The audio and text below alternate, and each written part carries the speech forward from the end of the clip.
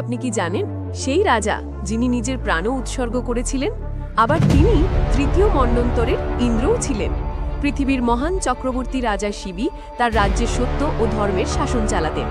একদিন রাজসভায় এক আহত পায়রা উড়ে এসে তার সিংহাসনের কাছে পড়ল, আর তৎক্ষণাৎ একটি বাজ উপস্থিত হয়ে বলল, রাজন, এটি আমার শিকার, আমাকে ফিরিয়ে দিন, না হলে আমি অনাহারে মারা যাব।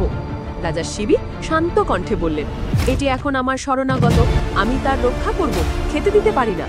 বাজ বলল, হে রাজন, আপনি যদি না দেন আমি না খেতে পেয়ে মারা যাব। রাজা শিবী এক তুলা দান আনলেন, প্রথমে নিজের হাতের মাংস, তারপর উরুর মাংস রাখলেন, কিন্তু পাল্লা এখনো পায়রার দিকে ভারী হলো। অবশেষে তিনি নিজের পুরো শরীরই উৎসর্গ করলেন। ঠিক সেই মুহূর্তে আকাশ আলোয় ভরে গেল। পায়রা ও বাজ নিজেদের আসল রূপে ফিরে এলেন। পায়রা ছিলেন অগ্নিদেব, বাজ ছিলেন প্রাচীন ইন্দ্র। তারা বললেন, সত্যিকারের ধর্ম ও ন্যায়ই মানুষকে দেবের মর্যাদা দেয়। এমন অজানা কাহিনী জানতে চান? চ্যানেলটি সাবস্ক্রাইব করুন।